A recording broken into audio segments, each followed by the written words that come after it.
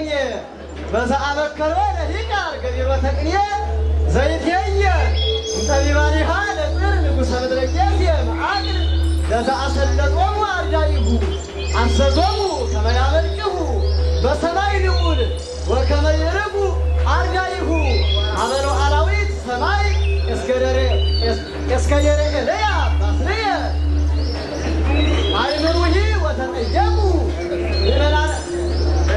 ሊመናነ ቅዱስ ወንጌል ለተስፋክሙ ተስፋ ሄዴዎስ በተንብል ከመ ኮነ ከመ ዘአበዊነ በኃይል ውስተ ቀራንዮስ ምድረ ዋርና ተረክቦተ ቅኔ ዕፀ መስቀል ዘይባልሃነ ለነ ዘእጁነ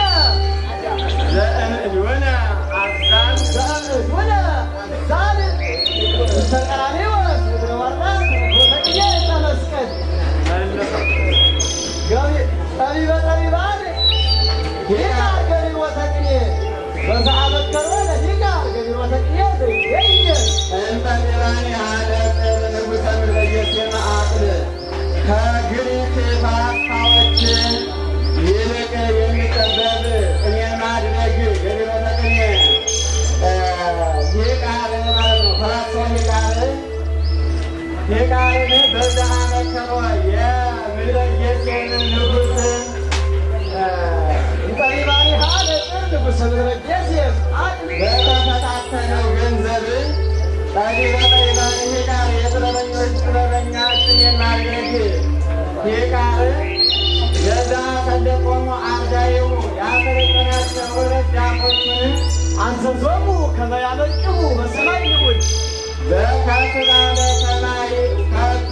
ሰማይ ወከመ ይርጉ አርዳኢሁ አርዳኢሁ አመ ሉዓላዊት ሰማይ ከፍ ወደርኤልያ ባስርየ ከፍ ወዳለች አለ ሉዓላዊት ሰማይ ከፍ ወዳለ ሰማይ ወጥተው ከፍ ባለ ሰማይ እስከ ደርኤልያ ባስልኤል የባስልኤልና የኤልያብ አዳራሽ ጥበብን ያመልከው ይሰሩ ዘንድ አዘዛቸው ማለት ነው።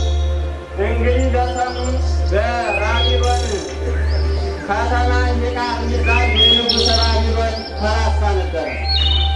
ይህ ፈላስፋ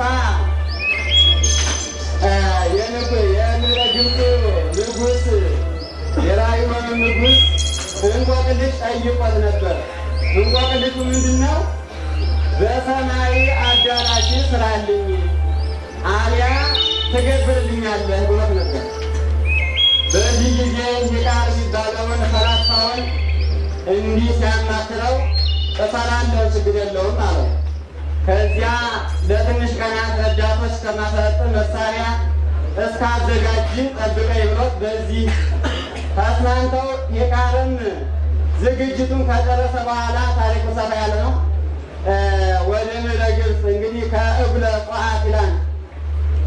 የእግለ ቋዓትን አላምዶ ስጋ እያበላ አሳድጎ ልጆቹን